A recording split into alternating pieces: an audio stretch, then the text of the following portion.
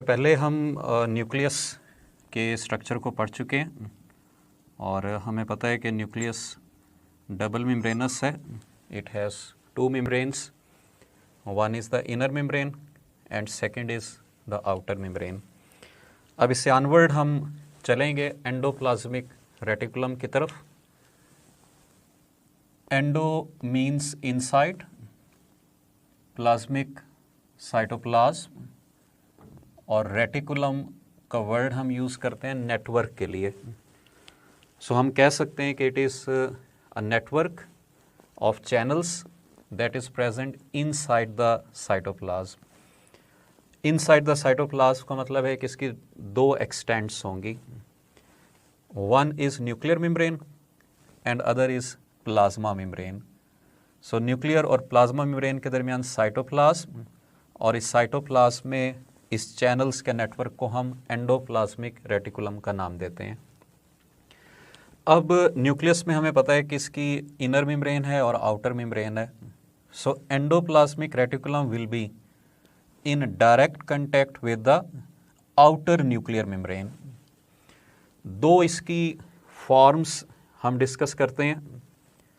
One is rough endoplasmic reticulum.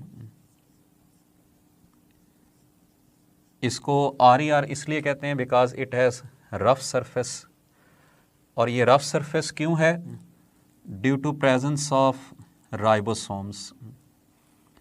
So the type of endoplasmic reticulum with attached ribosomes is called rough endoplasmic reticulum.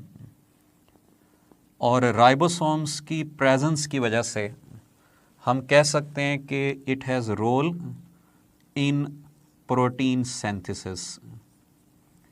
So RER is involved in protein synthesis, its storage and its transportation.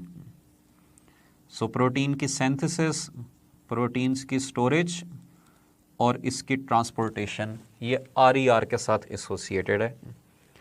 जबकि इसके opposite the form of endoplasmic reticulum without ribosomes is called smooth endoplasmic reticulum, या इसको हम SCR कहते हैं. अब SCR पर क्योंकि राइबोसोम्स अटैच्ड नहीं है, so it will have no role in protein synthesis. इसके अलावा इसके क्या फंक्शंस हैं उसको हम देख लेते हैं. It is involved in detoxification of harmful drugs.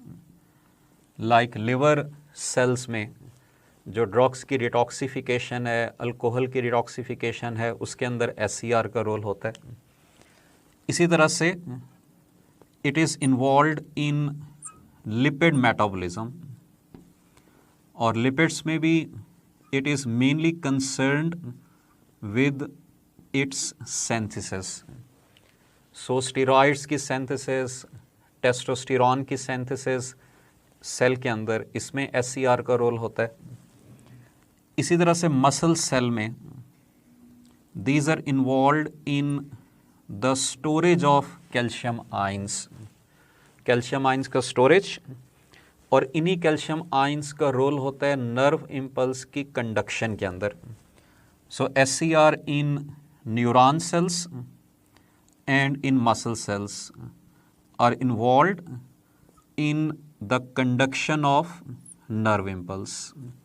सो ये स्पेसिफिक फंक्शंस हमारे सामने आ गए कि RER कौन से फंक्शंस परफॉर्म कर रहा है और SCR कौन से फंक्शंस परफॉर्म कर रहा है. इनके स्ट्रक्चर को अगर हम डिस्कस करें तो जैसे हमने पहले पढ़ा है कि it is network of channels.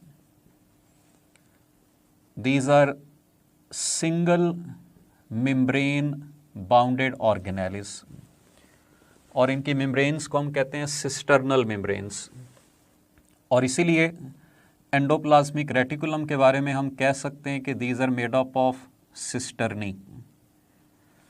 अब इनमें सिस्टर्नी दो फॉर्म्स में मौजूद होते हैं, either in the form of sacs, जैसे RER has cisternae sacs, these are in the form of tubules, जैसे SCR contains cisternae tubules। कुछ फंक्शंस आपने याद रखने जो ये दोनों कंबाइंड फॉर्म में परफॉर्म करते हैं। ये हमने इंडिविजुअल फंक्शंस इनके पढ़े थे, इनके कंबाइंड फंक्शंस को अगर देख लें तो they have role in providing mechanical support to the cell. So mechanical support provide करने में RER SCR दोनों इन्वॉल्व होंगे। इसी तरह से they have role in transport of chemical substances within the cell. So within the cell अगर transportation होती है उसमें SCR RER दोनों इन्वॉल्व होंगे।